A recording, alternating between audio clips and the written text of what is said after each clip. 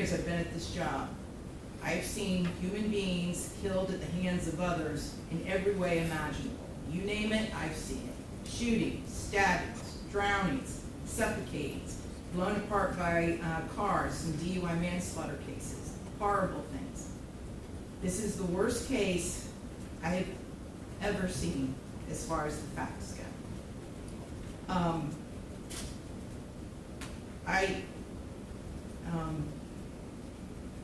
When the person from fire department, when he testified, and when he said that he retrieved the body of Ronivia O'Neill from the home, and all he could do was sob.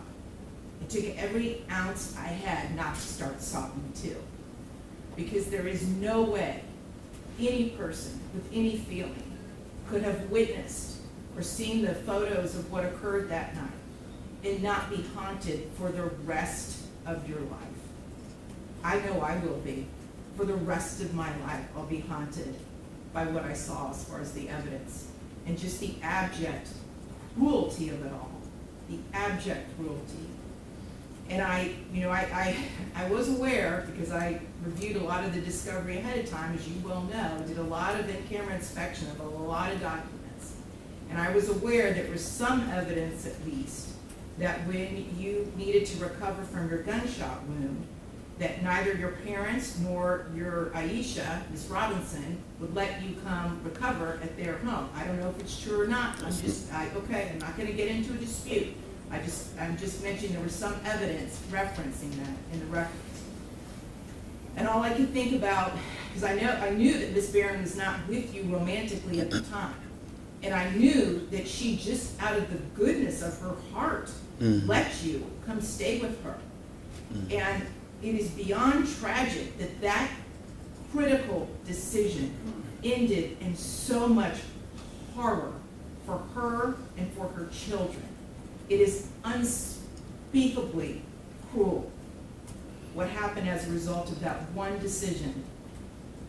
The way that Ms. Barron died was horrific, and that 911 call, which captured truly all of it.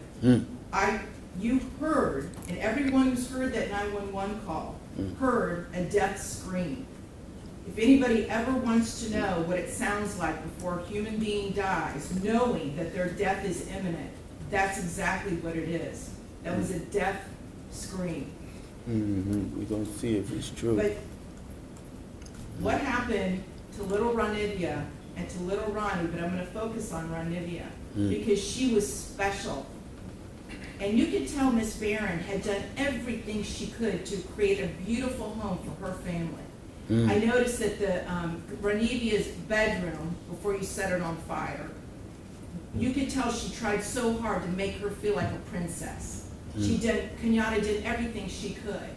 And I noticed too in the kitchen, on the refrigerator, she put up magnets that said faith, love, family, hope. And then you know what else happened to that refrigerator during that night? It got splattered with blood all over it due to what happened. Little Ronivia, she couldn't scream, she couldn't run away, and she witnessed what you did to her mother as far as shooting her mother in the arm with the gunshot. She knew. And the horror that that child suffered. And she already had a life where she was born with challenges regarding her physical and her mental disabilities. But the pain and suffering that she suffered that night at your hands, unspeakable, absolutely unspeakable. And at the moment, that first time you struck her with that hatchet, and little Ronnie testified that all he could see was tears coming out of his sister's face. At that moment, that child knew. She knew she was being betrayed in the cruelest, most tragic and sorrowful way that a child could ever be betrayed. She was being betrayed by her parent, the one person that should be there to protect their children and love them and keep them from harm. And that was the last thing that child felt before she passed on from this earth, was your utter cruel betrayal to her. And I read somewhere, and I don't know if it's true or not, I have no idea, but I read somewhere that souls pick their lives, and that they know exactly how difficult their lives are going to be before they enter into this world. And I don't know if that's true or not, but if it is, Ranivia O'Neill is one of the bravest souls I have ever come across in my 54 years on this planet. One of the bravest ever, ever.